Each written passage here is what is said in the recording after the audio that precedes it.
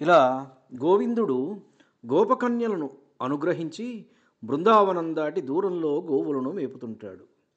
అది మంచి వేసవి కాలం. భానుతాపం భరించలేక గోపకులు బడలిపోయారు.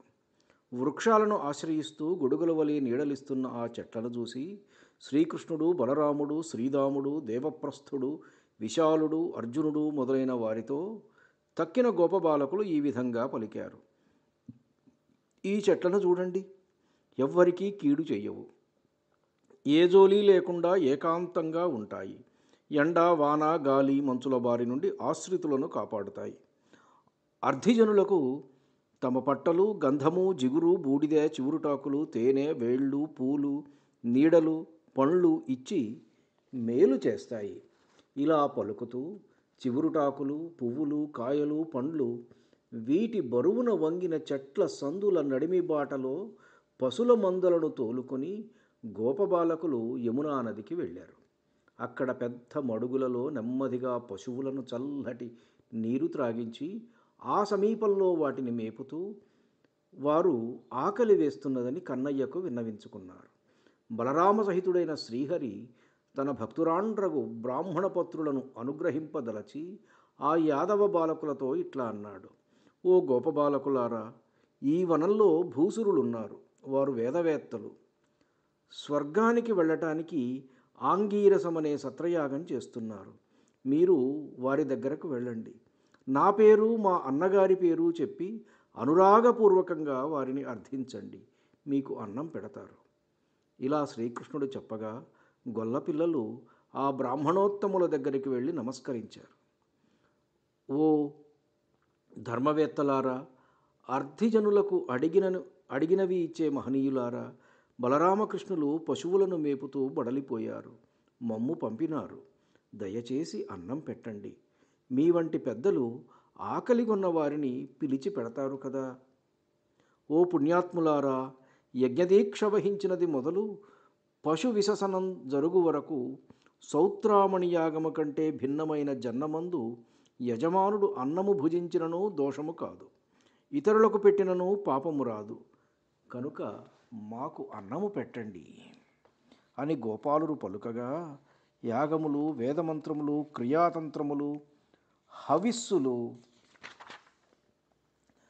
దర్శపూర్ణమాస సంక్రమణాధికములైన పుణ్యకాలములు, కాశీలోనగు దివ్యస్థలాలు, ఇంద్రాగ్ని సోమాది దేవతలు, యాగఫలమైన ధర్మము, యాగదీక్షితుడగు యజమానుడు మొదలైన ఈ సమస్తము ఏ మహావిష్ణు స్వరూపాలై ఉన్నాయో అట్టి మహావిష్ణువే శ్రీకృష్ణుడని వారు అజ్ఞత వల్ల అంతరంగాలలో భావింపలేక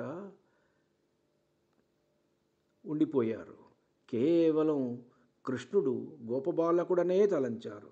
ఆ విప్రులు దుర్బుద్ధితో కృష్ణుడు పంపిన గొల్లపిల్లలను ఆదరించడం మాని అన్నం లేదు లేదని అదలించి పొమ్మన్నారు. అప్పుడు గోపబాలకులు నిరాశతో మరలి వచ్చి శ్రీకృష్ణునకు విషయం వివరించారు. గోవిందుడు లోక వ్యవహారాన్ని అనుసరిస్తూ వారితో, మీరు మరలా ఆ పెద్దలను అడగండి.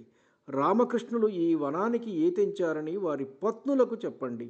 అన్నం పెడతారు, వెళ్ళండి అని మళ్ళీ గొల్లపిల్లలను పంపినాడు. వారు యజ్ఞవాటికకు వచ్చి భూసుర పత్నులను దర్శించి నమస్కరించారు. తమ్ము ఎంతో సంతోషంతో ఆదరించిన ఆ ఇల్లాండ్రతో గొల్లపిల్లలు ఇలా అన్నారు: ఓ బుద్ధిమతులారా, శ్రీకృష్ణుడు గోవులను మేపుతూ ఆకలిగొన్నాడు. మిమ్మడిగి అన్నం పెట్టించుకురండని మమ్ము ఇతడికి పంపినాడు. రండమ్మా, అన్నం పెట్టండమ్మా. గోపబాలకుల మాటలు వింటూనే దేవకీనందనుని సందర్శించాలని ఆ భువిదలు ఉబలాట పడ్డారు. హృదయాలలో సంబరము, సంతోషము చెలరేగగా భక్ష్యములు, భోజ్యములు, లేహ్యములు, చోష్యములు అనే చతుర్విధ ఆహారాలు, పలు రకాలైన పానీయాలు, పక్వంగా వండిన అన్నము పాత్రలలో నింపుకొన్నారు. సాగరుణ్ణి చేరనరిగే నదులలాగా వారు వేగిరం బయలుదేరినారు. బిడ్డలు, పతులు, తోబుట్టువులు అడ్డం వచ్చి వలదని వారిస్తున్న వారు మమ్ములను అడ్డగించకండి, తప్పుకోండి అని బదులు చెబుతూ జగన్నాథుడికి అన్నం తీసుకుని చరచరా వెళ్ళిపోయారు. వారలా వెళ్ళి కాళిందీ నదీ తీరంలో క్రొంజిగురు జంపాలతో సంపారుతూ వనచరుల క్లేశాలు హరించే ఒక అశోక వృక్షం కింద నిర్మల ప్రదేశంలో ఉన్న నందనందనుణ్ణి దర్శించారు. ఆ గోకుల విహారి ఒక మిత్రుని మూపుపై చెయ్యి వేసుకొని రెండవ చేతితో విలాస పద్మాన్ని తిప్పుతున్నాడు. ముడికి చాలని కొన్ని ముంగురులు ఆయన నునుచెక్కిళ్లపై చిందులు వేస్తున్నాయి. ఆయన కురుచ కుచ్చెలు వచ్చునట్లుగా పసిడి మెరుగు దువ్వలువ కట్టినాడు. తల చుట్టూ తిరిగి వచ్చేటట్లు గుబురైన నెమలిపించపు దండ ధరించినాడు. చెవిసందున కళకళలాడుతున్న కలవ పువ్వు చెరివి కొన్నాడు. చివుళ్ళు పూలు చేర్చికట్టిన వనమాల మెడలో అలంకరించాడు. ఆయన జగములను సమ్మోహపరిచే నటవేషంతో విరాజిల్లుతున్నాడు. అట్టి లీలామానుష విగ్రహుణ్ణి భూసురాంగనలు కన్నుల కరువు తీరేటట్లు కనుగొన్నారు. సూక్ష్మమైన నడుములు గల ఆ సుదతులు హరిస్వరూపాన్ని ఆలోకించి వరుసబెట్టి తమ నయనద్వారాల గుండా ఆ నళినాయతాక్షుని సుందరమూర్తిని హృదయ మందిరాలలోకి ప్రవేశింపజేసుకున్నారు. ఆధ్యాత్మికము, ఆధిభౌతికము, ఆధిదైవికము అనే త్రివిధ తాపాలు ఉపశమింపగా హృదయాలలో అతడిని కౌగలించుకున్నారు.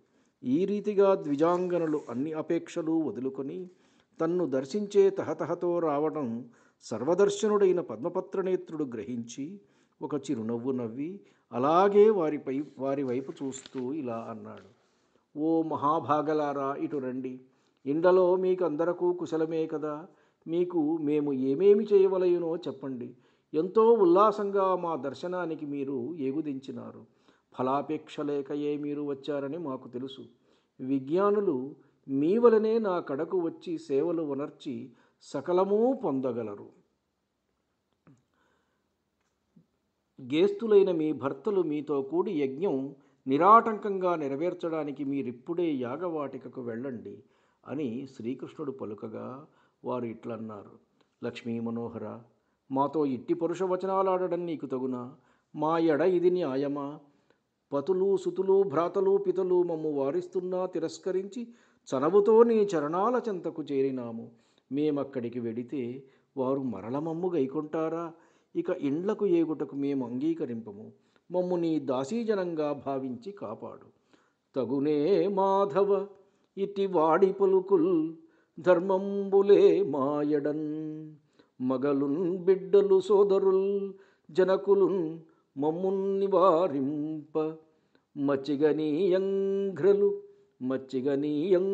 సేరినారమటబో చేకొందురే వారలా పగివే మొల్లము కింకరీజనులుగా భావించి రక్షింపవే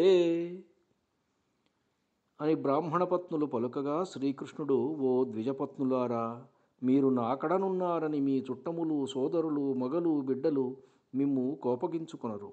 వేర్పులైనను మిమ్ము ప్రస్తుతిస్తారు. నరుల శరీర సంగమం వలె నా సాంగత్యం సౌఖ్యానురాగాలు ఇచ్చేది కాదు.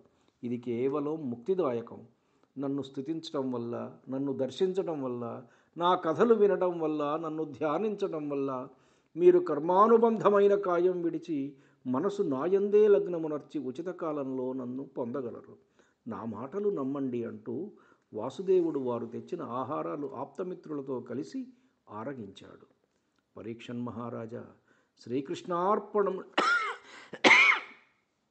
శ్రీకృష్ణార్పణమంటూ పరులకు భిక్ష పెట్టితేనే పరమపదం లభిస్తుంది. మరి సాక్షాత్ పరమేశ్వరుడైన దేవకీతనయుడు ప్రియంగా స్వయంగా భిక్ష స్వీకరించినప్పుడు కలిగే ఫలం ఇట్టిది అని చెప్పశక్యం కాదు కదా. పరమేశ్వరార్పణంబుగా పరజనులకు భిక్ష ఇడిన పరమపదమునం బరగెదరట. తుది సాక్షాత్ పరమేశుడు భిక్షగొన ఫలమెట్టిదియో. ఈ విధంగా అఖిలాండేశ్వరుడైన హరికి ఆహారం నివేదించి తమ పత్నులు ఆయన అనుగ్రహం చేత ధన్యురాండ్రు కావడం తెలిసి ఆ బ్రాహ్మణ పుంగవులు తమలో తాము ఇలా చింతించారు. అయ్యో, ఎంత వంచితులమయ్యాము! ఆడువారికున్న బుద్ధి మనకు లేకపోయనే శ్రీహరిని నేడు సందర్శించుటకు అరుగమైతిమే. మనము దుష్టచిత్తులము, పరమపాపాత్ములము, విష్ణువునకు దూరమై పోయినాము. మన ప్రజ్ఞలెందుకు, తపస్సులెందుకు, తీర్థయాత్రలెందుకు, నియమనిష్టలెందుకు, యజ్ఞాలెందుకు, తగులవేసేటందుక?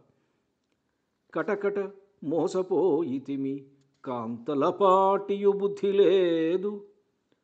నేడిట హరిగానబోనెరుగమేము దురాత్ముల మేము కల్మషోద్భటులము విష్ణుదూరగుల ప్రాజ్ఞతలేల తపంబులేల పర్యటనములేల శీలములు యాగములున్ మరి ఏల కాల్పనే జపములు హోమములు వేదాధ్యయనాలు తపస్సులు వ్రతములు ఇవేవీ లేకుండా అబలలు అరవిందాక్షుని అనుగ్రహానికి పాత్రమయ్యారు. ఇన్నీ ఉన్నప్పటికీ భక్తిహీనులమై మనము బుద్ధి చాంచల్యానికి గురి అయినాము. జపహోమాధ్యయనంబులు తపములు వ్రతములను లేని తరుణులు హరి సత్కృపబడసిరన్నిగలిగియు చపలత పొందితిమి భక్తి సలుపమినకట. సురగురువులకు యోగీంద్రులచే విష్ణుమాయ మోహింపజేస్తుంది. మరి నరగురువులము జడవిప్రులము అయిన సురగురువులకు యోగీంద్రులనే విష్ణుమాయ మోహింపజేస్తుంది. మరి నరగురువులము జడవిప్రులము అయిన మనలను భగవన్మాయ మోహంలో ముంచకుండా ఉంటుందా? యాగములు మంత్రము తంత్రము ద్రవ్యము కాలము దేశము దేవత అగ్ని భూసురులు ఏ పరమేశ్వరమయములో అట్టి పరమేశ్వరుడే మానుష వేషాన శ్రీకృష్ణుడుగా జగద్రక్షకై అవతరించినాడని ఎరగకపోయితిమి. రమానాథుడు సకలమునకు కర్త భూమండలమును ధరించువాడు రాక్షస రాజులను సంహరించువాడు అయిన ఆ నందనందనునకు ఇవే మా వందనాలు. క్రతువుల్ ధర్మము మంత్రతంత్రధనముల్ కాలంబు దేశంబు దేవతయున్ వహ్నులు మేదినీసురులున్ ఎవ్వాడు ఇట్టి సర్వేషుడీక్షితి రక్షింపజనించినాడు ఎరుగమా శ్రీభర్తకుం గర్తకుం కుతలోద్ధర్తకు మేము ముఖ్యదము రక్షోనాథ సంహర్తకున్. ధన్యుడను. నమస్కారం. మీ ఊటుకూరు జానకి రామారావు.